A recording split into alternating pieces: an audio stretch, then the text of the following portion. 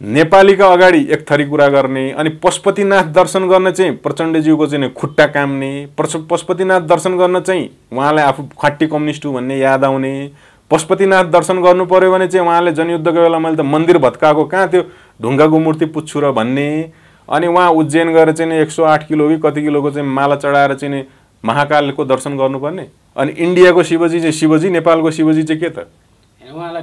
अरु देशको प्यारो होला नि त। त्यही चरित्र चाहिँ रविजीले देखाउनु भयो क्या। नेपाली जनताको हिन्दू राष्ट्र चाहिँ हिन्दू राष्ट्र होइन, त्यो चाहिँ उहाँलाई मान्य नहुने, अनि नरेन्द्र मोदीको भाइको हिन्दू राष्ट्र चाहिँ हिन्दू राष्ट्र, त्यो चाहिँ उहाँलाई मान्य हुने, अनि हामीले हिन्दू राष्ट्र चाहियो भन्दाखेरि उहाँले चाहिँ धर्मनिरपेक्षता जिन्दाबाद भन्ने, अनि नरेन्द्र मोदीको भाइलाई भेटेर चाहिँ उहाँले धर्मसापेक्षता हिन्दू राष्ट्रको पक्षमा चाहिँ म सकारात्मक छु भन्ने। अनि प्रचण्डको र चाहिँ रवि लामिछानेको व्यवहारमा के फरक देखियो ल भन्नुहोस्? नाम मात्रै फरक, पात्र एउटै। अनि मैले भने त प्रचण्डलाई पशुपतिनाथ दर्शन गर्न पर्यो भने खुट्टा काम छ उहाँको, उहाँलाई म खाटी कम्युनिस्ट हुँ भन्ने कुरा सम्झना हुन थाल्छ, म त नास्तिक हुँ भन्ने कुरा सम्झना हुन थाल्छ, म त द्वन्द्वात्मक भौतिक आत्मविश्वास गर्छु भन्ने कुरा सम्झना हुन थाल्छ। तर अहिले उज्जैनमा के गरिरहेछन् त? पूजा गरिरहेछ त गएर, अब ढोगेर आउँछन् त्यहाँ। नेपालका प्रधानमन्त्री पुष्पकमल दाहाल लगायतको टिम 120 जनाको टिम, ठुलो टिम यतिखेर भारत भ्रमणमा छ। आज 3 दिन भएको छ। भारतका प्रधानमन्त्रीदेखि लिएर विभिन्न शीर्ष नेताहरूलाई भेट्ने क्रम जारी छ। यो बीचमा केही सन्धिहरू ल केही नदी नाला, केही हाइड्रो पावर लगायतका लगभग 7-8 वटा उहाँहरूले सम्झौता गरिसक्नु भएको छ र नरेन्द्र मोदीले हामी सुपरहिट सम्बन्ध गराउँछौँ भनेर भनेका छन्। यी समग्र कुरालाई यहाँहरूले कसरी निहाल्नु भएको छ? एग्रिमेन्ट सुपरहिट नै भयो, जोडी पनि सुपरहिट नै भयो, तर कसका लागि सुपरहिट भयो भन्ने कुरा हो। नेपाली जनताका लागि यो सुपरहिट हुन सकेन, यो सुपर डुपर ब्लकबस्टर फ्लप भइदियो। यो किन फ्लप भयो भन्नुहुन्छ भने मैले सुरुमै वहाँ भारत गएकै दिन पनि भनेको थिएँ, प्रचण्डजीले नेपालमा चाहिँ नै गफ चुट्नु भएको छ, म दिल्ली गएर बिरयानी खाएर आउँछु भनेर, तर दिल्लीमा उहाँलाई खुवाउनुको लागि खिचडी मात्रै पाक्दैछ, बिरयानी त उहाँले सुँग्न पनि पाउनु हुने छैन भनेर भनेको थिएँ। खिचडी त खानुभयो, कस्तो खिचडी खानुभयो भन्दाखेरि घिउ नै नहाले खिचडी क्या, स्वादै नभएको खिचडी उहाँलाई खिलाइयो। त्यसमा पनि उहाँ सन्तुष्ट हुनु भनेको लज्जाजनक कुरा हो। हेर्नुहोस्, एउटा सार्वभौम देशको प्रधानमन्त्री, हामीसँग त्यस्तो इतिहास छ, जङ्गबहादुर राणा बेलायत जाँदाखेरि 21 तोपको सलामी दिएनौ भने तिम्री महारानी भेट्दिन भनेर अडान कस्या थिए क्या। त्यतिखेरको बेलायती साम्राज्य भनेको सूर्य अस्ताउँदैन भन्थे, त्यत्रो ठुलो उसको चाहिँ क्षेत्रफल ओगटेर बसेको थियो। आधा विश्वमा बेलायती साम्राज्य हुँदाखेरि त जङ्गबहादुर राणाले आफ्नो इमान, आफ्नो के भन्छन् हैसियत, आफ्नो प्रतिष्ठा जोगाउन सके बेलायतीको अगाडि। आज त कमसेकम प्रचण्डले एयरपोर्टमा मलाई विदेश मन्त्रीले स्वागत गर्न आउनुपर्छ भनेर अडान राख्नु पर्दैन?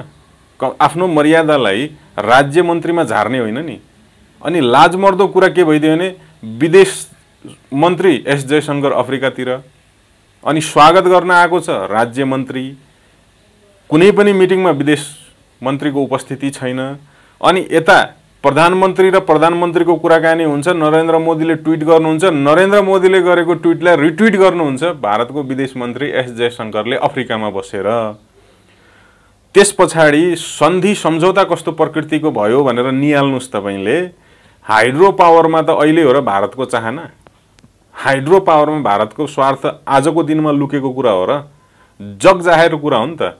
उसले त नेपालका ठुला नदीहरूलाई आफ्नो नियन्त्रणमा राख्न चाहन्छ ताकि यी ठुला नदीहरूबाट उत्पादन हुने विद्युत उसले आफ्नो देश लान सकोस्, यी ठुला नदीहरूमा ड्याम बाँधेर आवश्यकता अनुसारको पानी कृषिका लागि र दैनिक उपभोगका लागि लान सकोस्। त त्यो नीति अन्तर्गत 10 वर्षमा 10,000 मेगावाट विद्युत नेपालबाट भारतले लान्छ भनेर भनेको छ। किन्छ भने होइन के, लान्छ भने। हेर्नुहोस् है, किन्छ र लान्छ भन्ने कुरा फरक हो। किन्छ भन्ने कुरा के भने तपाईँले आफ्नो पैसाले उत्पादन गरेको हाइड्रो पावर उसले किन्ने भने हो। लाने भने के भने ऊ आफैले पैसा खन्याएर हाइड्रो पावर बनाउँछ, ऊ आफैले यहाँ ड्यामहरू खडा गर्छ र त्यस पछाडि उसले आफैले उत्पादन गरेको बिजुली आफै लिएर जान्छ। अनि यो उपलब्धि हो, यसलाई ब्रेक थ्रु भन्ने। अबको 10 वर्ष पछाडि नेपाललाई क्रान्तिकारी योजना गरे, क्रान्तिकारी प्रगति हो हैन, यो अहिलेको चमत्कारी भएको छ भन्ने किसिमका अभिव्यक्ति पनि आएका छन्। प्रचण्डको लागि चमत्कार हो, प्रचण्डका अन्धभक्तहरूको लागि चमत्कार हो र इन्डियाको लागि चमत्कार हो। एउटा सार्वभौम नेपाली जनताको लागि चमत्कार होइन। सामान्य प्रश्न छ क्या। अबको 10 वर्ष पछाडि नेपाल आफैलाई कति मेगावाट विद्युत चाहिन्छ भनेर नेपाल सरकारले क्याल्कुलेसन गरेछ। भोलि तपाईँ आफैलाई 10,000 मेगावाट बिजुली चाहिने अवस्थामा तपाईले बिजुली चाहिँ विदेशीलाई पठाइदिएर बिजुलीको मालिक विदेशीलाई बनाइदिएर अनि तपाईले चाहिँ बिजुली कहाँबाट प्रयोग गर्ने? उसबाट किनेर ल्याउने, फेरि यहाँ उत्पादन गरेर पारी लाने, पारीबाट चाहिँ अनि माइबाप मखा त भएन भनेर किनेर ल्याउने। यस्तो मूर्ख काम गरेर यसलाई क्रान्तिकारी कदम भन्ने? सरकारको नीति विद्युतीकरण हो कि होइन? भान्सालाई विद्युतीकरण गर्ने भनेको छ, यातायातलाई विद्युतीकरण गर्ने भनेको छ, सम्भावित डिजेल र पेट्रोल प्रयोग हुने सबै ठाउँलाई हामी विद्युतीकरण गर्ने भनेको छ। एकातिर सरकारले नीति ल्याउँछ ग्यास पेट्रोल डिजेल विस्थापित गर्ने र विद्युतीकरण गर्ने आफै भन्छ, अर्कोतिर फेरि आफै के गर्छ त भन्दा 10,000 मेगावाट विद्युत भारतलाई बेच्ने, भएभरका ठुला नदी जति सबै भारतलाई जिम्मा लगाइदिने। अनि तपाईँ कसरी विद्युतीकरण गर्नुहुन्छ त?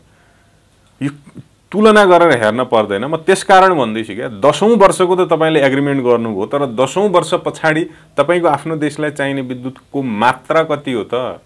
कति मेगावाट हो र त्यो कहाँबाट ल्याउनुहुन्छ त भन्ने कुरा तपाईँले चाहिँ हिसाब गर्नुभएको छ त? भन्दा गरेका छैनन्। र अबको 10 वर्ष पछाडि प्रचण्डज्यूको उमेर कति हुने हो भन्ने कुरा उहाँलाई थाहा छैन हैन। उहाँ यही रहनुहुन्छ कि यो बडा दुर्भाग्य कुरा हैन। भारत र नेपालका नेताको हामी तुलना गरौँ, अबको 10 वर्ष पछाडि प्रचण्डज्यू राजनीतिमा सक्रिय रहनुहुन्छ कि रहनुहुन्न भन्ने कुरा हामी भन्न सक्दैनौँ। एउटा कुरा, उहाँको जीवनले उहाँलाई साथ दिन्छ कि दिँदैन भनेर पनि हामी दाबी गर्न सक्दैनौँ हैन।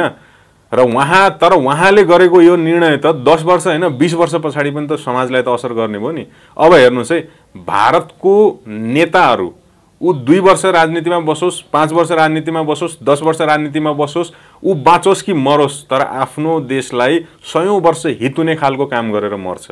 आज अटल बिहारी वाजपेयी जिउँदो हुनुहुन्न, तर भारतीयहरू अटल बिहारी वाजपेयीले भारत विरोधी काम गर्यो भनेर चाहिँ नि प्रश्न गर्न सक्दैनन् क्या। अटल बिहारी वाजपेयी माथि उनीहरूले आरोप लाउन सक्दैनन्। हाम्रा नेताहरू किन यस्ता भएका क्या? भविष्य सोच्नु पर्दैन? उनको त आफ्नै नातिनी छ त, नातिनी हेरेर उनले ख्याल राख्नु पर्दैन? अनि के का ब्रेक थ्रु भने? यो ब्रेक थ्रु हो यार, सार्वजनिक बेइज्जती हो बुझ्ने मान्छेका लागि। अनि रेलको कुरा, रेल पनि उनीहरूको चाहना हो क्या। नेपालको कहिले नेपालले चाहिँ आफ्नो एजेन्डामा रेल राखेको थियो र भने? नेपालबाट यिनले जति पनि बुदा बनाएर लगेका थिए उता त्यो बुदामा प्रवेश गर्न दिएकै छैन। जति पनि बुदा थिए सब इन्डियनका बुदा छन्। नरेन्द्र मोदीको स्पिच सुन्नुस् र नरेन्द्र मोदीलाई प्रचण्डले भेट्नुभन्दा एक दिन अगाडि नै ऋषि धमलाले रञ्जित रेको इन्टरभ्यू लिएको हेर्नुहोस्। जे कुरा रञ्जित रेले बोलेको छ इन्टरभ्यूमा त्यही कुरा प्रचण्ड र चाहिँ नि नरेन्द्र मोदीको मिटिङ भए पछाडि उनीहरूको चाहिँ नि संयुक्त प्रेस मिटमा नरेन्द्र मोदीले बोल्नु भएको छ। हैन, त्यसो भए हाम्रो देशका प्रधानमन्त्री लगायत 8 मन्त्रीहरू खाली भारतले के सम्झौता दिन्छ र त्यसमा सिग्नेचर हान्न मात्रै जानुभयो। मैले भने नि, यहाँ फुर्ती लगाएका थिए बिरयानी खान जान्छौँ भनेर, त्यहाँ बिरयानी त सुँग्न पनि पाएनन्, खानेकुरो त हुँदै भएन। यिनलाई खिलाइयो खिचडी पनि कस्तो खिलाइयो त भन्दा घिउ नहाल्या खिचडी क्या। खिचडीमा घिउै हालेन भने स्वाद आउँछ त? त्यस्तो बेस्वादको खिचडी खाएर यिनीहरू परम सन्तुष्ट भएका छन्। हामीले त ठुलै क्रान्ति गऱ्यौँ भनिराखेका छन्, तर क्रान्ति कहाँनिर गरे त? क्रान्ति गरेको ठाउँ देखाउनु परेन? अनि विद्युतीकरण भन्ने, विद्युत उता बेच्ने, त्यसपछि पाइपलाइन मार्फत तपाईँ पेट्रोल र डिजेल नेपाल ल्याउने, भोलि पाइपलाइन मार्फत तपाईँ ग्यास नेपाल ल्याउने। अनि तपाईँले के चिज विस्थापित गर्नुभयो त भन्दाखेरि ग्यास पेट्रोल र डिजेल विस्थापित गर्ने नाममा हाइड्रो पावर विस्थापित गर्नुभयो। हाइड्रो पावर स्थापित गर्ने नाममा तपाईले ग्यास डिजेल र चाहिँ नि पेट्रोललाई स्थापित गर्ने नीति लिनुभयो भनेपछि त कुन हिसाबले हाम्रो लागि उपलब्धि? मतलब भारतका लागि उपलब्धिमूलक हेर्नुस्, यो भारतका लागि एकदमै उपलब्धिमूलक छैन भने हाम्रा नेताहरू किन आँखा चिमिरेर सिग्नेचर हान्छन् त? थाहा हुनु पर्यो त यिनलाई। 6 महिना अगाडिदेखि प्रचण्डले म भारत भ्रमणमा जान्छु भनेका थिए। बल्ल बल्ल 6 महिनापछि यिनको पालो आयो, जबरजस्ती पालो आयो र 6 महिना पछाडि पालो आउँदाखेरि पनि यिनको तयारी के रहेछ भन्ने कुरो देखियो त। नेपालको राजदूतावासले आफ्ना पत्रकारहरूलाई परिचय पत्र बनाइदिन सकेन। त्यही कारणले नेपालका पत्रकारहरूलाई पहिलो दिन दुर्व्यवहार भयो नि त। अनि फितलो कति यिनीहरूका चाहिँ म्यानेजमेन्ट व्यवस्थापन कति फितलो रहेछ भन्ने कुरो त त्यही एउटा उदाहरण काफी छ त। अनि यहाँबाट 20 जनाको जम्बो टोली बोकेर लाने, एक त यसै बेइज्जती, खानै नपाए जस्तो, घुम्नै नपाए जस्तो, देशै नदेखा जस्तो। भारतीय नेताहरूको त हामीले दोबारा दर्शनै पाउँदैनौँ भने जस्तो यत्रो ठुलो टोली बोकेर जाने। अनि त्यस पछाडि त्यहाँ गएर त्यो टोलीको औचित्य के हो त भन्दाखेरि प्रचण्ड र प्रचण्डको पुत्री बाहेक त कसैको औचित्य देखिएन त त्यहाँ। प्रचण्ड मिटिङमा बस्नु भएको छ, पुत्री छेउमा बस्नु भएको छ, त्यति होइन त। बाँकी कहाँ गयो त 128 जना? तिनको औचित्य के हो त? अनि हाम्रा परराष्ट्र सचिव के गरे त तिनले त्यहाँनिर? हाम्रा जलस्रोत के गरे त तिनले त्यहाँ गएर? सिग्नेचर हान्ने काम मात्रै भयो। अनि हो त्यही भएर म भन्दैछु क्या, टोली ठुलो गयो, औचित्य 2 जना भन्दा तेस्रोको औचित्य देखिएन र यसलाई क्रान्तिकारी कदम भनियो। क्रान्तिकारी कदम के मानेमा भनियो मैले अघि पनि भनिसकेँ। घुम्न जाने मामिलामा क्रान्तिकारी कदम हो, देशको पैसा खर्च गर्ने मामिलामा क्रान्तिकारी कदम हो, भारतको स्वार्थ सम्बोधन गर्ने मामिलामा क्रान्तिकारी हो। अब यिनले यहाँ के भनेको थिए? हवाई रुट थप्न लाउँछौँ भनेको थिए, विषय प्रवेश गर्यो। गौतम बुद्ध विमानस्थलमा पनि त्यो गरे। उपकरण जडित विमान भनेको छ। त्यो उपकरण जडित विमान भने के भनेर भोलि त्यहाँको चाहिँ नि सुरक्षा समिति, त्यहाँको जुन सुरक्षा हेर्ने टिम हुन्छ नि, त्यसलाई चाहिँ व्याख्या गर्छ क्या भोलि। नरेन्द्र मोदीले व्याख्या गर्ने होइन क्या त्यो कुरा। उपकरण जडित विमान भने कस्तो हुन्छ भनेर भोलि उताबाट व्याख्या गरेपछि यताकाले झस्किने समय आउँछ हेर्नुहोस् है। अनि यिनले अर्को कुरा के भनेका थिए? सीमा विवाद मिलाउँछौँ भनेका थिए। नरेन्द्र मोदीले त्यो विषयमा एक अक्षर सुनेका छैनन्, एक अक्षर सम्बोधन गरेका छैनन्, प्रवेशै गर्न चाहेनन्। हो त्यो भने मैले, इपिजीमा प्रवेश नै गर्न चाहेन भारत पक्षले। त्यस पछाडि अर्को कुरा यहाँ के थियो? जुन उसले अखण्ड भारतको नक्सा सार्वजनिक गरेछ, लुम्बिनी र कपिलवस्तुलाई उसले आफ्नो सिमानामा देखाएको छ हैन, उसले व्याख्या गरिसकेका छैन अहिले। तथापि हामीले त त्यो नक्साको विरोध गर्यौँ। यो विषयमा चाहिँ प्रचण्डज्यूले सोध्नुपर्छ है नरेन्द्र मोदीलाई भनेको थियो, एक शब्द निकालेन त्यो विषयमा। अनि उपलब्धि के मानेमा? प्रचण्ड किन मौन भयो त? भारत गएर कुर्ची जोगाउनलाई यहाँ के भयो भने नि, राजा ज्ञानेन्द्र धनगढीको कार्यक्रमको 10 दिन जस्तो अगाडि उहाँलाई योगी आदित्यनाथले धार्मिक भ्रमणको लागि उत्तर प्रदेश बोलाउनु भयो। राजा ज्ञानेन्द्र त्यहाँ जानुभयो, आफ्नो धार्मिक भ्रमण 10 दिन सिद्ध्याएर आउनुभयो।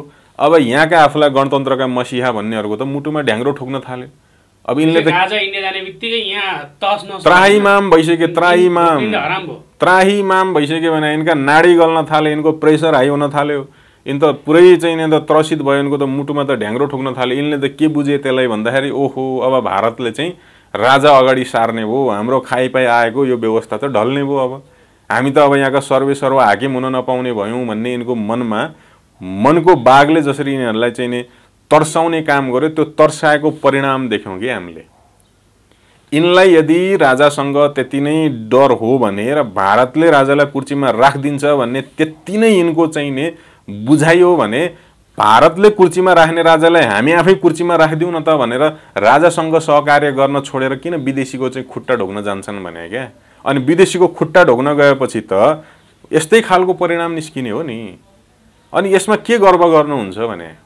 तर यसैमा मैले जोड्न चाहेँ, राजालाई त राष्ट्रभक्ति, राष्ट्रका पिता भनेर चिनिन्छन्। पछिल्लो समयमा जसरी उहाँको भारत भ्रमण छ, उहाँ पनि इन्डियाको गुलामी हुन जानुभयो भन्ने किसिमका व्यक्ति आएका छन्। यसलाई यहाँले कसरी? राजाले भारतको गुलाम हुन खोजेको भए आजको कुरो होइन, राजा महेन्द्रदेखि कुरो हो। राजाले भारतको गुलाम हुन चाहेको भए नेपालबाट राज संस्था हट्ने थिएन।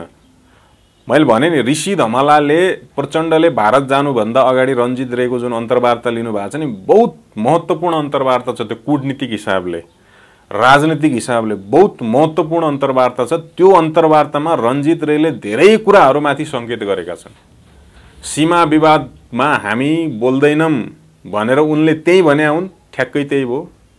थप हवाई रुट हामी दिँदैनौँ भनेर उनले त्यही इन्टरभ्यूमा भने हुन्, ठ्याक्कै त्यही भयो। जलविद्युतमा एग्रिमेन्ट हुन्छ भनेर उनले त्यही कार्यक्रममा भनेको थिए, ठ्याक्कै एग्रिमेन्ट भयो। रेलको कुरा हुन्छ भनेको थिए, रेलकै कुरा भयो। धार्मिक सर्किट बनाउने रामायण आधारित भनेको थियो, ठ्याक्कै त्यही कुरा भयो। पाइपलाइन भनेको थियो, ठ्याक्कै त्यही कुरा भयो। जे कुरा रञ्जित रेले चाहिँ नि ऋषि धमलाको इन्टरभ्यूमा बोलेका थिए, नरेन्द्र मोदी र प्रचण्डको बिचमा त्यही कुरा मात्र भएका छन्। र रञ्जित रेले जे कुरामा चाहिँ नि बहस छिर्दैन, छलफल हुँदैन भनेको थिए, त्यही विषयमा छलफल भएको छैन। त्यही कारण मैले भने त्यो इन्टरभ्यूमा रञ्जित रेले के भनेका छन् भने, नेपालको प्रोग्रेसिभ पोलिटिकल मुभमेन्टमा सधैँभरि भारतको सपोर्ट रह्यो भनेका छन्। यो प्रोग्रेसिभ पोलिटिकल मुभमेन्ट भने के हो?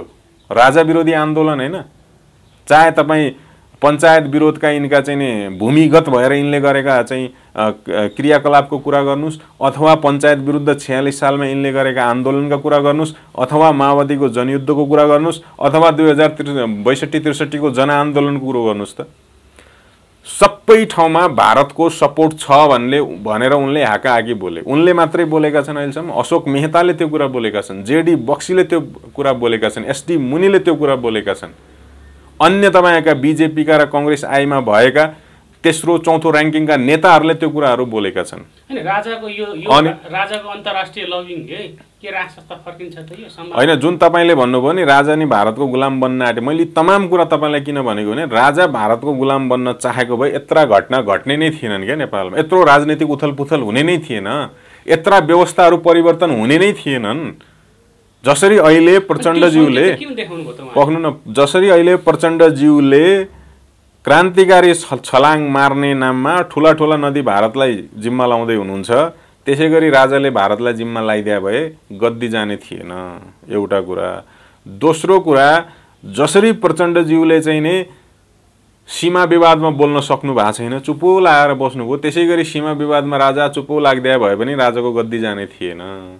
जसरी प्रचण्डजी अहिले हिजो भारत विरुद्ध सुरुङ युद्ध गरे, भारतीय विस्तारवाद मुर्दाबाद भन्दै हिँडेको मान्छे आज गएर चाहिँ नि लम्पसार परेर म त तपाईहरुकै भक्त हुँ नि, म त तपाईहरुलाई नै मन पराउँछु नि, म त तपाईहरुले जे भन्नुहुन्छ त्यही गर्छु नि भन्ने भावले जसरी प्रस्तुत भएको छ, राजा पनि त्यसरी नै प्रस्तुत भइदिया भए राजगद्दी जाने थिएन। राजाले के गर्यो, असंलग्न परराष्ट्र नीति भने क्या, हामी सार्वभौम मुलुक हौं, हामी स्वतन्त्र मुलुक हौं, हाम्रो आफ्नो परराष्ट्र नीति छ, हाम्रो आफ्नो इच्छा चाहना अनुसार कसलाई मित्र बनाउने र कति नजिकको मित्र बनाउने निर्णय आफै गर्छौं भनेर अडान लिएको हुनाले भारतको कांग्रेस आई होला, भारतको बीजेपी होला, ती राजनीतिक दलहरू, सरकार चलाउने राजनीतिक दलहरू राजासँग चिडिएका हुन् खासमा। त्यो कारणले उनले राजालाई फालेका हुन्। त्यो संकेत मैले त्यस कारण भन्दैछु, रञ्जित रेको त्यो इन्टरभ्यूमा प्रष्टै छ। अब आज त राजा भनेको त सामान्य नागरिक हो त नेपालको संविधान अनुसार। नेपालको संविधानले त पूर्व राजा भनेर सम्बोधन गर्दैन नि, न राजा भनेर सम्बोधन गर्छ। त्यसो हुँदाखेरि के हो त भन्दा हामीले राजा ज्ञानेन्द्र भनेर चिनेको व्यक्ति नेपालको संविधान अनुसार नेपालको नागरिक मात्रै हो। अनि नेपालको नागरिक मात्रै भइराखेको राजालाई पनि उत्तर प्रदेशको मुख्यमन्त्री योगी आदित्यनाथले नेपाल नरेश भनेर सम्बोधन गरेर बोलाउँछ भने त एउटा कुरा त सम्मानको कुरा भयो। दोस्रो कुरा, धार्मिक पर्यटन, धार्मिक भ्रमणको लागि आउनुस् भनेर निम्ता दिएपछि म आउँदिन, म त नेपालको पूर्व राजा हुँ भनेर अहंकार गर्न मिल्छ? बोलाएपछि त जान पर्यो नि। किन उल्टा सम्मान दिएर बोलाइरहेछ नि, के प्रचण्डलाई जस्तो अपमान दिएर बोलाएको हो र? अनि प्रचण्ड चाहिँ 6 महिनादेखि जान्छु कि जान्छु भनेर अड्डी त्यत्रो चाहिँ नि बोले गर्दा 6 महिना पालो आएन, बल्ल बल्ल गए, बल्ल बल्ल जाँदा नि राज्य मन्त्री स्वागत गर्न। तर राजाको विषय चाहिँ राजाले म जान्छु कि जान्छु भनेर भनेका पनि होइनन्। राजाका चाहिँ नागरिक अभिनन्दन कार्यक्रमहरू क्रमशः पश्चिमतिर सर्दै जाँदाखेरि नेपालगञ्जको कार्यक्रम सम्पन्न भइसकेपछि धनगढीको कार्यक्रम तय हुनुभन्दा अगाडिको जुन समय थियो त्यो समयमा उताबाट निम्ता आयो कि महाराज आउनुस्, हामी कहाँ आउनुस्, हाम्रो यहाँ चाहिँ धार्मिक भ्रमण गर्नुस् भनेर निम्ता आयो। त्यो निम्ता उहाँ मान्न जानुभयो नि। धेरैको के भनाइ छ भन्दाखेरि पछिल्लो समयमा बीजेपीको अध्यक्ष या को तर्फबाट आदित्यनाथ योगी नै प्रधानमन्त्रीको प्रस्तावित हुनुहुन्छ र त्यो कारणले गर्दा नेपालमा पनि राष्ट्र संस्था फर्किने सम्भावना छ। त्यो भएर पूर्व राजा ज्ञानेन्द्र शाहको आदित्यनाथ योगीसँग नजिकको सम्बन्ध, नजिकको लभिङ भएर राष्ट्र संस्था फर्कने तर्फमा जानु भएको छ भन्ने कुरा बाहिर आएको छ। यहाँहरूले यसलाई कसरी? यो एउटा परिकल्पना हो, किन सन् 2024 मा चुनाव हो, त्यता झन्डै 7-8 महिना बाँकी छ अझै त्यहाँ चुनाव सुरु हुन, र बीजेपीले कुन अनुहारलाई प्रधानमन्त्रीको रूपमा अगाडि सार्छ भन्ने कुरा अहिलेसम्म उसले सार्वजनिक नगरिसकेका हुनाले, नरेन्द्र मोदी चाहिँ अब विरुद्ध अवस्थामा पुगिसकेको हुनाले त्यो तपाईँ हामीले कल्पना गरेको कुरा हो हैन। उसको रणनीति जेसुकै पनि हुन सक्छ। र योगी आदित्यनाथ आज मात्रै होइन, उहाँ जतिखेर सांसदको रूपमा मात्रै पनि हुनुहुन्थ्यो त्यतिखेरदेखि नेपालप्रति उहाँको दृष्टिकोण सकारात्मक पाइन्छ। नरेन्द्र मोदी आफै पनि नेपालप्रति सकारात्मक दृष्टिकोण राख्ने व्यक्ति। तर हाम्रो के भयो भन्दाखेरि बिग्रियो कहाँनिर भन्ने कुरामा तपाईँ हामी ध्यान दिउँ। हाम्रा कतिपय खाट्टी राष्ट्रवादी साथीहरू माइती घरमा उभिएर भारत मुर्दाबाद भन्नुहुन्छ, पत्रकार सम्मेलन गरेर भारतलाई थर्काउँछु भनेर चाहिँ चर्को स्वरले कुरा गर्नुहुन्छ। यो भनेको नि अपरिपक्वता लाग्छ के मलाई। सुधार्नु पर्ने, सम्झाउनु पर्ने, ट्र्याकमा हिँडाउनु पर्ने, अनुशासनमा राख्नु पर्ने त हाम्रा नेताहरूलाई हैन र भने। अनि छोरो मेरो बिग्रिया छ अनि म थर्काउँछु कसलाई भन्दा छिमेकीको छोरालाई। अनि त अनुशासित बन्नु कसलाई भन्छु भने छिमेकीको छोरालाई। मेरो छोरो अनुशासनहीन छ अनि अनुशासन म सिकाउँदैछु छिमेकीको छोरोलाई। यो गलत गर्दैछौँ क्या हामी। पहिला आफ्नो छोरालाई सुधारौँ, आफ्नो छोरालाई अनुशासित बनाऊ, त्यस पछाडि अर्कालाई भन्ने हो क्या हैन। ओ हाम्रा खाटी राष्ट्रवादी साथीहरू पनि यहीँनिर चिप्लिराख्नु भएको छ। त्यो भारतलाई तपाईँ हामीले चर्केर गाली गरेर उसको केही लछार पाटो लाग्दैन र हामीले त्यो बोले बापत उसलाई केही हुने पनि होइन। तर जति त्यसलाई गाली गरेर हामी आफूलाई राष्ट्रवादी छान्छौँ नि, त्यति नै हाम्रा यी गद्दार बेइमान चाहिँ राष्ट्रघाती नेतालाई गाली गरौँ त, यिनलाई ट्र्याकमा राखौँ त, यिनको राजनीति सिद्ध्याउँदिउँ, यिनको राजनीति धरापमा पारिदिउँ त, यी आफै सुध्रेर ट्र्याकमा हिँड्छन् नि त। यो गल्ती गरिरहेछौँ क्या हामी। अब त्यही भोलि आदित्यनाथ आउँछन् र राजासँग उनको सम्बन्ध राम्रो छ र उसले राजा स्थापित गरिदिन्छ भन्ने अर्को फेरि हामी त्यस्तै खालको चाहिँ नि एउटा गलत दृष्टिकोण पाल्दैछौँ क्या। पहिला यहाँको सुधार्नु पर्यो हामीले। यहाँका राजावादी भन्नेहरू एक ढिक्का हुनु पर्यो, यहाँका राष्ट्रवादी भन्नेहरू एक ढिक्का हुनु पर्यो, यहाँका धर्म संस्कृति चाहिन्छ भन्नेहरूको एउटा आवाज हुनु पर्यो। त्यस पछाडि बल्ल हामीले आफूलाई एउटा शक्तिको रूपमा है अब चाहिँ यो जबरजस्त शक्तिको रूपमा खडा भयो भन्ने कुरा सबैले महसुस गरेपछि ती सबै आफै ट्र्याकमा आउँछन् के। चाहे देशभित्रको शक्ति होला चाहे देश बाहिरको शक्ति होला, ऊ आफै ट्र्याकमा आउँछ। त्यसपछि यहाँ राजा आए पनि उसले कसैलाई आपत्ति हुँदैन क्या। अनि देशभित्र पुरै खैला बैला छ, एकजुट हुनै नसक्ने, राजाको नाममा 15 जना 20 जनाको मात्र सडकमा आन्दोलन देखिने, अनि उतापट्टि आदित्यनाथ आउँछन् र राजा फर्काइदिन्छन् भन्ने कुरा चाहिँ यो बिरबलको खिचडी हो क्या। यस्तो हुँदैन, यसरी सम्भव हुँदैन। मैले यसैमा जोड्न चाहे झलनाथ खनालको अभिव्यक्ति यहाँले पनि सुन्नुभयो। सुने उहाँले के भन्नुभएको छ भन्दाखेरि र उहाँ लगायत अन्य नेताहरू राजाको पछिल्लो समयको यो चहल पहल, यो अभिनन्दन कार्यक्रम उसिङ्गल भयो, यो अग्रगामी भयो भन्ने किसिमका अभिव्यक्ति दिएका छन्। मैले झलनाथ खनालको पछिल्लो जब सन्तोष राजावादीहरूले उहाँकै अगाडि जुन उहाँलाई नङ्ग्याउने काम गरे झलनाथ खनाललाई, त्यस पछाडि झलनाथ खनालको मैले एउटा अभिव्यक्ति सुन्दै थिएँ। यस्तै प्रकारले गयो भने राजाका कार्यक्रम चाहिँ हामी तुहाइदिन्छौँ, रोकिदिन्छौँ अरे। पहिलो कुरा त झलनाथ खनाल गएर एउटा चोकमा उभिउन् र उनलाई नेता मानेर उनका वरिपरि कतिजना मान्छे जम्मा हुन्छन्, त्यहाँ पहिला आफ्नो तागत उनले नाप्ने काम गरून् र त्यस पछाडि बल्ल त्यस्तो खालको अभिव्यक्ति दिउन्। राजा कहीँनिर गएर उभिनु भयो भने पनि 10-5 हजार मान्छे यत्तिकै भेला हुन्छन् हेर्नुहोस् है। अनि झलनाथ खनाल कहीँनिर गएर उभिउन् त 10-5 जनाले उनलाई ओहो नेताजी नमस्कार भन्न आउँछन् कि आउँदैनन् त, चिया पानी सोध्छन् कि सोध्दैनन् त। अनि आफू पुरै बदनाम भइसक्यो, आफू पुरै नाङ्गिसक्यो, आफू पुरै असफल भइसक्यो, अनि राजालाई चुनौती दिने। नागरिकता विधेयकको विरोध गर्नलाई पत्रकार सम्मेलन गर्ने अनि उहाँकै अध्यक्ष माधव नेपाल चाहिँ नागरिकता विधेयकमा ल्याप्चे लाउने। एउटै पार्टीका दुई नेताले दुई जिब्रे चरित्र बोकेर कसलाई उल्लु बनाउनु खोजे। अनि गणतन्त्रमा आए पछाडि झलनाथ खनालले चाहिँ सर्प पाल्छु भनेर करोडौँ रुपियाँ लान पाएको होइन। राजा भएको बेलामा यिनको हैसियत के थियो? करोड त छोडिदिनुहोस्, हजारमा यिनले पैसा लान पाएका थिएनन्। आज यो देशमा राजा कसलाई चाहिएको छ भन्ने कुरा पनि विश्लेषण गर्नुपर्ने भयो क्या। अब किनभने नि यी गणतन्त्रका आफूलाई हाकिम ठान्ने नेतालाई राजा चाहिएको होइन, किनभने यी त हाकिम पल्टेर यिनले त देश लुट्न पाइरहेछन्, यिनले त मनलाग्दी खर्च गर्न पाछन्। भोलि राजा आएर गद्दीमा बस्यो भने त यिनका त सारा सुख सयल ऐश्वर्य, यिनको सारा हालिमुहालीमाथि त प्रतिबन्ध लाग्छ क्या। सबै बाँधिन्छन् अनुशासनमा। त्यसो हुँदाखेरि एक नम्बरमा के भन्दा गणतन्त्रका हाकिम, गणतन्त्रका मसिया भन्ने राजनीतिक दललाई, तिनका नेतालाई राजा चाहिएको होइन। दोस्रो कुरा, यो देशका ठग व्यापारीहरू जो नेताहरूलाई पैसा दिन्छन्, चन्दा दिन्छन् तर देशलाई कर तिर्दैनन् नि, हो त्यस्ता ठग व्यापारीलाई राजा चाहिएको छैन। शिक्षालाई व्यापार बनाउनेहरूलाई राजा चाहिएको छैन। युवाहरूलाई बेचेर आफ्नो पेट भर्नेहरूलाई राजा चाहिएको छैन। राजा कसलाई चाहिएको छ त भन्दा आफ्नो श्रममा बाँचेको एउटा नेपालीलाई राजा चाहिएको छ, जो महँगाईसँग आजित भइसक्यो, जो भ्रष्टाचारसँग दिक्क भइसक्यो, जो आफ्नै देशमा केही गरी खाउँ भन्ने सपना बुनेर बसेको छ नि, उसलाई राजा चाहिएको हो क्या। त अमेरिका गएर सुख सयलको जिन्दगी बाँचिरा नेपालीले नेपालमा राजा चाहियो भन्छ र भने उसलाई के मतलब? त गणतन्त्र जिन्दाबाद भन्ने, किन गणतन्त्रको उपलब्धि नै उसलाई अमेरिका पुग्नु भएको छ, उसलाई युरोप पुग्नु भएको छ, उसलाई जापान पुग्नु भएको छ, उसलाई अस्ट्रेलिया क्यानाडा पुग्नु भएको छ। ऊ त उहाँ ठाटमाटले बसिरहेछ नि, छोराछोरी लगेको छ है, हप्ताभरि काम गरेको छ, एक दिन फ्री भएको छ, टिकटकमा आएर दुईटा गफ हान्दिएको छ, फेसबुक लाइभमा आएर दुईटा गफ हान्दिएको छ, है आजको जमानामा राजा कहाँ हुन्छ भनेर भनिदिएको छ। तर उसले त्यहाँ शानको जिन्दगी बिताइराख्दाखेरि यो नेपालमा महँगीको कारणले खान नपाउने, बेरोजगारीको कारणले काम नपाउने, महँगाई, शिक्षामा व्यापारीकरणको कारणले बालबच्चा पढाउन नपाउने, स्वास्थ्यमा व्यापारीकरणको कारणले बालबच्चाको उपचार गर्न नसक्ने, रोगले थलिएर मर्ने जनता जो छ त्यो जनतालाई राजा चाहियो हो क्या। त्यो राजा कसलाई चाहिएको र राजा कसलाई चाहिएको होइन भन्ने कुरा पनि यसलाई त वर्गीकरण गरेर हेर्नुपर्ने अवस्था भइसक्यो। तर झलनाथ खनाल त्यो वर्गको नेता हो जुन वर्गलाई नेपालमा राजा चाहिएको छैन।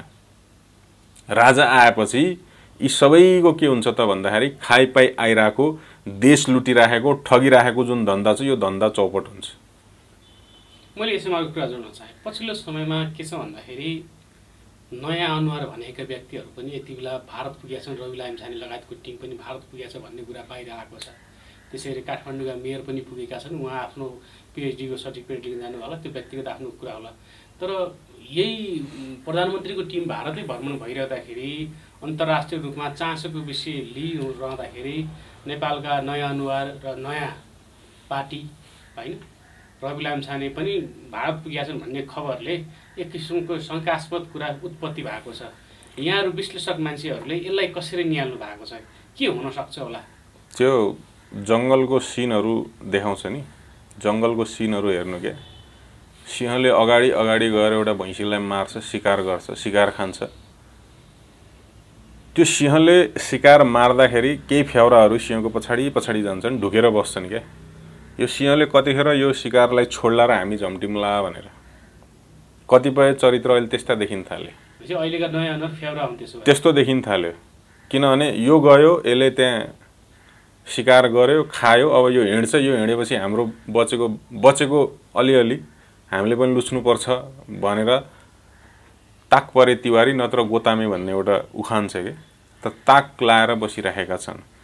त यस्तो तरिकाले हुँदैन। हेर्नुहोस्, एउटा नीति हुनुपर्छ, एउटा बोली हुनुपर्छ र एउटा व्यवहार हुनुपर्छ। तपाईले 2 दिन 4 दिन छक्क्याउनु होला, 5 दिन छक्क्याउनु होला, 2 वर्ष 4 वर्ष छक्क्याउनु होला, तर छक्क्याएर सधैँभरि चल्दैन क्या। अहिले त्यो छक्क्याउने काम एकदमै भयो। रविजीको त म एउटा तपाईको चाहिँ नि एउटा के दुईटा अहिले पनि तपाईको सबसे चित्त नबुझेको कुरा के हो भने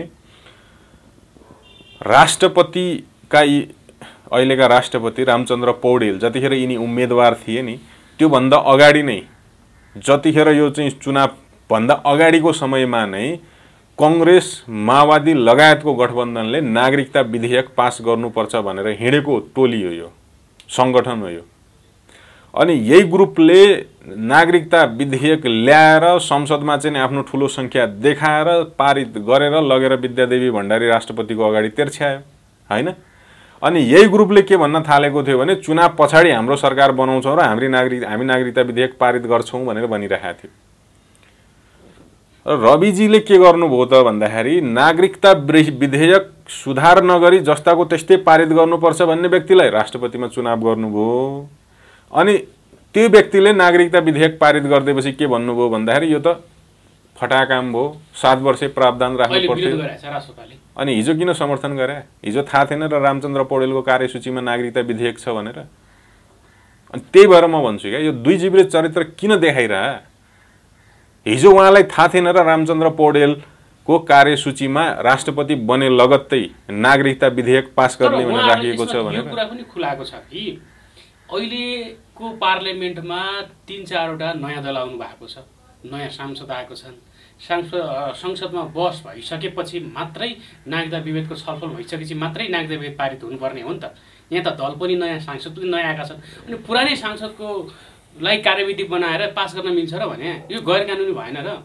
होइन, यो नागरिकता विधेयक जसरी प्रमाणीकरण गरियो यो कानुन सम्मत छ कि छैन, संविधान सम्मत छ कि छैन, संसदको गरिमालाई यसले यथावत राख्न सक्यो कि अथवा गरिमालाई मानहानि गर्यो कि त्यो अर्को प्रश्न हो। प्रश्न के हो भने कांग्रेस, माओवादी, नेकपा एस, जसपा लगायतको जुन टोली छ, जुन गठबन्धन अहिले सरकार चलाइरहेको छ, यो गठबन्धन चुनाव अगाडि पनि सरकार चलाइरहेको थियो। राष्ट्रपति मात्रै फरक हो त्यतिखेर। र रामचन्द्र पौडेल त्यो व्यक्ति हुन् जो व्यक्ति राष्ट्रपति होइन, सांसद उम्मेदवार हुनुभन्दा अगाडिदेखि नै नागरिकता विधेयक जस्ताको त्यस्तै पारित गर्नुपर्छ भनेर बोलेर हिँड्या मान्छे हो। अनि यो मान्छेलाई राष्ट्रपति बनायौं भने यसले नागरिकता विधेयक पास गरिदिन्छ है भनेर त्यति पनि अनुमान गर्न सक्दैन। जबकि हामीले त भनिरहेका थियौं रामचन्द्र पौडेल राष्ट्रपति बन्दैछन्, कसको चाहनामा बन्दैछन्, कसले बनाउँदैछ र किन बनाउँदैछ भन्दाखेरि 1 नम्बर कार्यसूची नै नागरिकता विधेयक जस्ताको त्यस्तै पास गर्ने हो भनेर हामी जस्तो सामान्य मान्छेले चाहिँ नि त्यतिखेरै थाहा पाउने। अनि यिनलाई चाहिँ थाहा नहुने, नयाँ पुराना भनेर अहिले चाहिँ नि आफूलाई चोख्याउन खोज्ने। ल मानम उदाहरणको लागि सदनमै पेश भए हुन्थ्यो रे, के हुन्थ्यो त सदनमा पेश भएर? उम्मेदवारलाई सहयोग नगरेर यतापट्टिको राष्ट्रपति उम्मेदवारलाई सहयोग गरिदिने, त्यहाँ स्वार्थ लुकेको थियो क्या। बुझ्नुभयो नि? हिजो स्वार्थ लुकेको थियो, हिजो नागरिकता विधेयकको टेन्सन थिएन, हिजो गृहमन्त्री पाइहाल्छु कि भन्ने आश थियो। अब आज त्यो आश मरे पछाडि विधेयकको कुरा।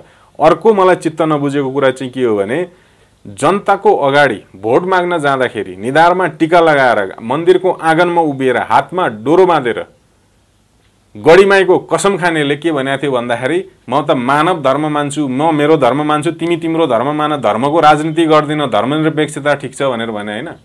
अनि नरेन्द्र मोदीको भाइलाई त गएर होटलमा भेटेर चाहिँ नेपाललाई हिन्दू राष्ट्र बनाउनु पर्छ भन्नुभयो त फेरि। अनि विदेशीका अगाडि गएर भारतीयका अगाडि गएर नेपाललाई हिन्दू राष्ट्र बनाउनु पर्छ भन्ने, अनि नेपाली जनताका अगाडि गएर चाहिँ नि मानव धर्म, तिम्रो धर्म तिमीलाई ठिक, मेरो धर्म मलाई ठिक, धर्मनिरपेक्षता जिन्दाबाद। अनि यसरी चाकडी बजाउने तरिकाले काम गरेर हुन्छ? नेपालमा हिन्दू राष्ट्र, नेपालमा हिन्दू राष्ट्र कसलाई चाहियो? नेपाली जनतालाई चाहियो हैन? र नेपाल हिन्दू राष्ट्र बन्यो भने फाइदा कसलाई हो? नेपाललाई होइन। अनि नरेन्द्र मोदीको भाइलाई चाहिँ नेपाल हिन्दू राष्ट्र बनाउनु पर्छ भनेर उपलब्धि के हो भन्नुस् त? उनले नेपाल हिन्दू राष्ट्र बनाउनु पर्छ भन्दैर के भारतलाई फाइदा हुने हो र? आफ्ना जनताको अगाडि बोल्ने कुरामा चाहिँ जनतालाई झुक्क्याउने, आजै आएर बोल्दै हुन्छ नि त, ल नेपाललाई हिन्दू राष्ट्र बनाउनु पर्छ भन्दिए हुन्छ नि त। अथवा जे कुरा सार्वजनिक भएको छ त्यो झुटो हो भन्दिए हुन्छ नि त। नरेन्द्र मोदीको भाइलाई भेट्न म होटलमा गएकै होइन, यो झुटो कुरा हो, म विरुद्ध चाहिँ प्रोपोगन्डा गरियो, त्यो फोटो मेरो फोटो होइन, त्यो चाहिँ नि अहिलेको के टेक्नोलोजी प्रयोग गरेर चाहिँ डुप्लिकेट फोटो बनाइया भनेर भन्दिए हुन्छ नि त, विरोध गर्दै हुन्छ, विज्ञप्ति जारी गरे हुन्छ नि त। उहाँहरू त विज्ञप्ति जारी गर्न त एकदम फरवार्ड हुनुहुन्छ त, तुरुन्तै विज्ञप्ति निस्किन्छ त। यो विषयमा किन विज्ञप्ति ननिकालेको? र जुन कुरा नरेन्द्र मोदीको भाइसँग आएको व्यक्तिले रवि लामिछाने हिन्दू राष्ट्रप्रति सकारात्मक छ, उनले हाम्रो अगाडि हिन्दू राष्ट्रलाई हुनुपर्छ भनेर बोलेका छन् भनेर भन्यो, त्यो कुराको खण्डन किन नगरे अहिलेसम्म? यो मान्छेले झुटो बोल्यो है भनेर किन नभने? विज्ञप्ति किन सार्वजनिक नगरे? एउटा शब्द आयो, एउटा अक्षर आयो कहीँबाट, अनि हो यस्ता खालका डबल स्ट्यान्डर्ड क्यारेक्टरहरू, व्यवहारहरू, बोलीहरू, यस्ता कुरा मन पर्दैनन् क्या। अब यो कुरा भन्दाखेरि के छ भन्दा अब उहाँका चाहिँ नि एकदमै चाहिँ नि चर्को समर्थन गर्नेहरू गाली गर्न आइपुग्छन्। तर यो राष्ट्रिय एजेन्डाको हिस्सा त एक हुनु पर्यो नि। देशको भविष्यसँग जोडिएको कुरा, देशको परिचयसँग जोडिएको कुरा, देशको इतिहाससँग जोडिएको कुरामा मैले त बारम्बार भन्ने गरेको छु, यो देशका नेता मात्र हैन स्वयं भगवानले आएर पनि कुरा गर्नुभयो भने भगवानको नि विरोध गरिन्छ, नेताको त कुरै छोडिदिनुस्। र राष्ट्रिय स्वार्थ त्यसले मात्रै सम्बोधन गराउन सक्छ जो एउटा दृष्टिकोण, एउटा बोली, एउटा व्यवहार बोकेर हिँड्छ क्या। नेपालीका अगाडि एक थरी कुरा गर्ने, अनि पशुपतिनाथ दर्शन गर्न चाहिँ प्रचण्डज्यूको चाहिँ खुट्टा काम्ने, पशुपतिनाथ दर्शन गर्न चाहिँ उहाँलाई आफू खाटी कम्युनिस्ट हो भन्ने याद आउने, पशुपतिनाथ दर्शन गर्नु पर्यो भने चाहिँ उहाँले जनयुद्धको बेला मैले त मन्दिर भत्काएको कहाँ त्यो ढुङ्गाको मूर्ति पुज्छु र भन्ने, अनि उहाँ उज्जैन गएर चाहिँ 108 किलो कि कति किलोको चाहिँ माला चढाएर चाहिँ महाकालको दर्शन गर्नुपर्ने। अनि इन्डियाको शिवजी चाहिँ शिवजी, नेपालको शिवजी चाहिँ के त? उहाँलाई अरु देशको प्यारो होला नि त। त्यही चरित्र चाहिँ रविजीले देखाउनु भयो क्या। नेपाली जनताको हिन्दू राष्ट्र चाहिँ हिन्दू राष्ट्र होइन, त्यो चाहिँ उहाँलाई मान्य नहुने, अनि नरेन्द्र मोदीको भाइको हिन्दू राष्ट्र चाहिँ हिन्दू राष्ट्र त्यो चाहिँ उहाँलाई मान्य हुने। अनि हामीले हिन्दू राष्ट्र चाहियो भन्दाखेरि उहाँले चाहिँ धर्मनिरपेक्षता जिन्दाबाद भन्ने, अनि नरेन्द्र मोदीको भाइलाई भेटेर चाहिँ उहाँले धर्मसापेक्षता हिन्दू राष्ट्रको पक्षमा चाहिँ म सकारात्मक छु भन्ने। अनि प्रचण्डको र चाहिँ रवि लामिछानेको व्यवहारमा के फरक देखियो ल भन्नुहोस् त? नाम मात्रै फरक, पात्र एउटै। अनि मैले भने त प्रचण्डलाई पशुपतिनाथ दर्शन गर्न पर्यो भने खुट्टा काम छ उहाँको। उहाँलाई म खाँटी कम्युनिस्ट हुँ भन्ने कुरा सम्झना हुन थाल्छ, म त नास्तिक हुँ भन्ने कुरा सम्झना हुन थाल्छ, म त द्वन्द्वात्मक भौतिक आत्मविश्वास गर्छु भन्ने कुरा सम्झना हुन थाल्छ। तर अहिले उज्जैनमा के गरिरहेछन् त? पूजा गरिरहेछ त गएर। अब ढोगेर आउँछन् त्यहाँ। हिजो नरेन्द्र मोदीले कस्तो मजाले झापड हान्नुभयो हेर्नुहोस् त। पशुपतिनाथदेखि चाहिँ नि महाकालको कुरा निकालेर, महाकालेश्वर त्यहाँको चाहिँ कुरो निकालेर तपाईलाई अध्यात्मको चाहिँ नि महसुस होस्, ऊर्जा प्राप्त होस् भनेर भनेको छ। बुझ्ने मान्छेका लागि त उसको राजनीतिक सिद्धान्त माथि नै झापड हो, बुझ्ने मान्छेका लागि है। अबुझका लागि त अब जेसुकै भने नि भयो। झापड हाने हैन त नरेन्द्र मोदीले। भनेपछि मैले यसैमा जोड्न चाहे रवि लामिछाने र प्रचण्ड सँगै जानुको तात्पर्य कारण यही हुन सक्छ। हुन सक्छ। मैले तपाईलाई सिंहले भैँसीको शिकार गरेर सिंहले शिकार खाइसके पछाडि यो शिकार छोडेर कतिखेर जान्छ भनेर बुवासाहरू ढोकेर बस्छन् भन्ने जुन उदाहरण दिए त्यो चरितार्थ हुन सक्छ। सम्भावनाको कुरो हो, ग्यारेन्टीको कुरो होइन, तर चरितार्थ हुन सक्छ। किन त्यस्तै किन आशंका गर्न सकिन्छ त्यस्तै लक्षण देखा प्रजातन्त्र पार्टी र रवि लामिछानेले यसको बारेमा एक शब्द पनि बोलेका छैनन्। सामाजिक सञ्जाल राष्ट्रिय प्रजातन्त्र पार्टी हेर्नुस् है, राष्ट्रिय प्रजातन्त्र पार्टीलाई अमेरिकी दूतावासले तयार पारेको प्रतिवेदनमा भारतले हिन्दू राष्ट्र बनाउन दबाब दिइरहेछ भनेर आरोप लगाइयो। कतिपयले त्यसलाई बङ्ग्याएर कसरी प्रस्तुत गरे त भन्दाखेरि राप्रपाका नेताहरू भारतबाट पैसा खाएर नेपालमा हिन्दू राष्ट्र कुरा गर्छन् भने विज्ञप्ति आयो। त्यो कुराको पार्टीले खण्डन गर्यो, भारतले पनि खण्डन गर्यो। लगत्तै परिदृश्य के देखा पर्यो त भन्दाखेरि नरेन्द्र मोदीको भाइलाई होटलमा भेट्न त राप्रपाको नेता गएको रहेनन्छ नि त, राष्ट्रपाको नेता पो गएको रहेछ त, काङ्ग्रेसको नेता पो गएको रहेछ त। नेपाललाई हिन्दू राष्ट्र बनाउनु पर्छ भनेर भारतीयको अगाडि गएर कुरा गर्ने त राप्रपा त होइन रहेछ त, राष्ट्रपा र चाहिँ नेपाली काङ्ग्रेस पो रहेछ त। उनीहरूले नाम लिएर चाहिँ बकाइदा बखान गर्न थाले त। यो दुईटा अनि शशाङ्क कोइराला र रवि लामिछाने चाहिँ मैले दुईजना यस्तो व्यक्ति देखेँ जसले नेपाललाई हिन्दू राष्ट्र बनाउनु पर्छ भन्ने कुरामा सकारात्मक हुनुहुन्छ भनेर इन्डियनले बोल्छ यार। हामीले त अहिलेसम्म यो दुईटा नेतालाई के भनेर चिनेका छौँ त? धर्मनिरपेक्षवादी नेता भनेर चिनेका छौँ, धर्मको राजनीति नगर्ने नेता भनेर चिनेका छौँ। अनि धर्मको राजनीति भने त्यो हो क्या, धर्मको राजनीति नै त्यसलाई भनिन्छ। हेर्नुहोस्, धर्मको नाममा गरिने राजनीति नै यही हो क्या, जो आज प्रचण्ड गर्दैछन् उज्जैनमा। प्रचण्ड के उज्जैनको चाहिँ शिवजीको माया लाएर गएका हुन् र भने नरेन्द्र मोदीलाई खुसी पार्नलाई भक्त बनेका छन् आज शिवजीको। धर्मको नाममा गरिने राजनीति यो हो क्या। यदि प्रचण्ड साँच्चीकै शिवमाथि आस्था राख्थे भने त सारा विश्वको आस्थाको केन्द्र पशुपतिनाथलाई यिनले कतिचोटि ढोग्न गए त? पशुपतिनाथलाई यिनले कति किलोको रुद्राक्ष चढाए त? पशुपतिनाथमा यिनले चाहिँ श्रीखण्ड ल्याएर राखे त? केही पशुपतिनाथको हित हुने काम यिनले गरे त? हैन, उहाँको उग्र धर्मवादी नबन्नु पनि भन्ने धारणा के का उग्र धर्मवादी? धर्मको नाममा राजनीति केलाई भनिन्छ भन्दाखेरि आज रविजीले, प्रचण्डजीले, शशाङ्क कोइरालाजीले जुन चरित्र देखाउनु भएको छ, धर्मको नामको राजनीति यो हो क्या। यिनले के गर्छन् भने नेपाली जनताको अगाडि अब प्रचण्ड नेपाल आएपछि फेरि खुङखार कम्युनिस्ट हेर्नुहोस्, नेपाल आएपछि खुङखार नास्तिक मान्छे, खुङखार धर्म नमान्ने मान्छे। फेरि इन्डियामा नरेन्द्र मोदी भएको कारणले धर्म मान्न गयो। काङ्ग्रेस आएको सरकार हुन्थ्यो भने त्यहाँ पनि मान्ने थिएनन्। फेरि म त खुङखार धर्मनिरपेक्षवादी भन्थ्यो होलान्। बाध्यताले त्यहाँ चाहिँ नि नरेन्द्र मोदीलाई खुसी पार्न उज्जैन गएका हुन्। रविजीको पनि के भयो, निधारमा यत्रो टिका लायो, हातमा यति मोटो चाहिँ नि डोरो बाँधे, ऊ परैदेखि देखिने, अनि मन्दिरमा गएर कार्यक्रम गराएछ, देवी देवताको आशीर्वाद लिएको छ। अनि म धर्मनिरपेक्षतावादी हुँ भनेको छ, देख्नेले त धर्मनिरपेक्षता सँगसँगै टिका पनि त देख्छ नि, देख्नेले त धर्मनिरपेक्ष सँगसँगै हातमा बाँधेर डोरो पनि त देख्छ नि। तपाईँले भनेकै जस्तो उसले पनि बुझ्छ, मुखले बोले पनि बिचरा मनमा त छ है भन्ने त बुझ्छ नि त। हो, यो धर्मको नाममा राजनीति हो क्या।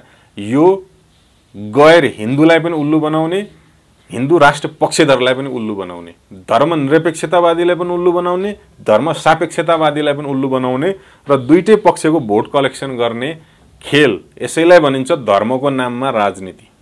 त यो काम यिनले गरिरहेछन् क्या। यो संवादको लगभग हामी अन्तिममा छौँ। अन्तिममा अब अहिलेको समग्र भ्रमणलाई हेरिँदाखेरि अब अन्तिममा के भन्न चाहनुहुन्छ? होइन, यो त त्यो के अरे चोक्टा खान गएकी बुढी झोलमा डुबेर मरी भन्ने एउटा उखान थियो कि कुनै बेला समाजमा, ठ्याक्कै त्यही भयो हेर्नुहोस्। अब मलाई त डर हाम्रो देशमा जुन प्रधानमन्त्री बन्यो भारत जानै पर्ने, भारत आउनु पर्ने, बचेका एक एक खोला नाला नदी नाला बेचेर आउनै पर्ने यो परम्परा पस्यो। यो विषयमा चाहिँ मेरो अलि फरक दृष्टिकोण छ। हेर्नुहोस्, हामीले भारतलाई प्राथमिकतामा राख्नुपर्छ। छिमेकी पहिलो नीति अन्तर्गत हाम्रो पहिलो सम्बोधन नै, पहिलो मित्रताको कडी नै, पहिलो झुकाव नै भारततिर हुनुपर्छ। किनभने पानी त्यतैतिर बग्दैछ, गर्ने के त हामीले? भारतको सिमानामा हिमाल पर्दिदैन, दुर्भाग्य त्यही हो क्या। सिमानामा के परेको छ भन्दा सिमानामा जमिन परेको छ, सिमानामा हाइवे परेको छ, सिमानामा नदी नाला परेका छन्, सिमानामा पुलहरू परेका छन्, सिमानामा खेतहरू परेका छन्। अहिले नेपालको सिमानामा चरिरहेको भैँसी गाई बाख्रा एकछिन पछाडि भारतपट्टिको खेतमा गएर चरिरहेको हुन्छ। दुर्भाग्य त्यो छ। त्यसकारण मैले भनेको प्राथमिकतामा त भारत नै पर्नुपर्छ, तर त्यसका आधार के हुने भन्ने कुरा हो के। सिमानामा नेपाल भारत सिमानामा हिमाल हुन्थ्यो र नेपाल चीन सिमानामा खोला नाला नदी खेतबारी हुन्थे भने चीनसँग पनि सम्बन्ध त यस्तै हुन्थ्यो। हेर्नुहोस्, योभन्दा राम्रो त हुने थिएन। त भूगोलले नै यो चाहिँ जुन प्रकारले हामीलाई चाहिँ भारतसँग चाहिँ नि सहजतापूर्ण चाहिँ नि सिमाना बाँधेको छ नि, त्यस अनुसार सम्बन्ध त्यता हुनुपर्छ। तर सम्बन्धको आधार के हो त, आयाम के हो त, कुन प्रकारले यो सम्बन्धलाई अगाडि बढाउने त भन्ने सन्दर्भमा अहिलेको जस्तो चर्ती कलाले चाहिँ हुँदैन। अहिलेको चर्ती कला त के हो भन्दा एउटा गरिब किसानले पनि जमिनदारलाई चाहिँ नि घरभरिको अन्न लगेर दिइदिएछ, अनि जमिनदार चाहिँ भकारी अन्न छ र पनि एक मुठी चाहिँ अन्न निकालेर त्यो गरिबलाई खाने बेलामा दिँदैन, भोग लागेको बेलामा दिँदैन। त्यस्तो प्रकारको भइरहेछ। तर यसलाई चाहिँ सुधार्नुपर्छ, परिभाषा परिवर्तन गर्नुपर्छ, समझदारीहरूमा फेरबदल आउनुपर्छ, बुझाइमा फेरबदल आउनुपर्छ, सम्बन्धहरूको व्याख्या नयाँ तरिकाले गर्नुपर्छ। मैले यसमा जोडेको थिएँ, अब हामी अन्तिममा छौँ भनेर यसका उपलब्धि र फाइदा बेफाइदाका पाटाहरू त हामीले कुराकानी गऱ्यौँ। तर कतिपय मान्छेको एउटा यसैमा जोड्न चाहेँ, कतिपय मान्छेको के पनि भनाइ छ भन्दाखेरि भारत जाने बित्तिकै नेपालका सरकार ढलेको इतिहासहरू छन् भन्ने छ। यो प्रचण्ड सरकार पनि ढल्ने सम्भावना के कतिको छ? होइन, मैले अघि भने नि कुर्सी जोगाउनलाई उनले यस्तो खालको गरे होइन। एकातिर त उनी राजासँग तर्सिएका छन्, साँच्चीकै भन्नुपर्दाखेरि उनको अभिव्यक्तिमा पनि त्यो कुरा देखेका छन्, उनका समर्थक राजनीतिक दलका अभिव्यक्तिमा पनि ती कुराहरू देखेका छन्। त्यसकारण राजासँग यिनीहरूलाई भयङ्कर डर लागेको छ। एउटा कुरा व्यवस्था परिवर्तन भइ पो हाल्ने कि भनेर। तर यिनीहरू राजासँग मिलेर गए भने यिनको व्यवस्था परिवर्तन होला, तर राष्ट्रियता मजबुत हुन्छ, देश मजबुत हुन्छ, देशले नयाँ कोर्समा पाइला टेक्न सक्छ, जहाँनिर वैदेशिक हस्तक्षेप हामी न्यूनीकरण गर्न सक्छौँ है। अब दोस्रो कुरा के हो भन्दा कुर्सीको मोह पनि हो, जुन तपाईँले भन्नुभयो। उता गए, उताको कुरा चित्त बुझेन, होइन यो बुदामा त हामी नगरौँ होला, हामीलाई त गाह्रो पर्छ, भोलि चुनावमा भोट आउँदैन भनेर आनाकानी गरे भने ल ठिकै छ, त्यसो भए 5 वर्ष पछि किन अहिले तेरो कुर्सी ढालिदिन्छु भन्ने प्रकारका एक्सर्साइजहरू पनि नभएका होइनन्, तिनीहरू पनि भएका छन्।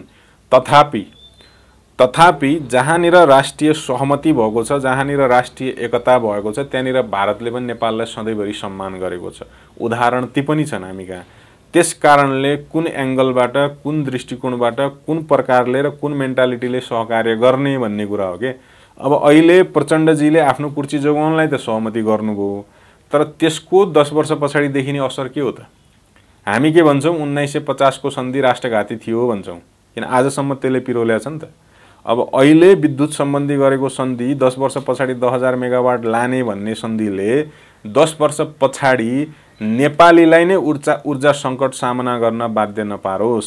नेपालको ऊर्जा सङ्कट समाधान गर्न भारतबाट तेल किने जसरी विद्युत के अरे डिजेल किने जस्तो, ग्यास किने जस्तो विद्युत पनि किनेर ल्याउने अवस्था सिर्जना नहोस्। त्यो चाहिँ अलि डरलाग्दो भयो क्या। हुन्छ, यहाँलाई समय दिनुभयो, समय समाजको लागि धन्यवाद। हस्, धन्यवाद, नमस्ते।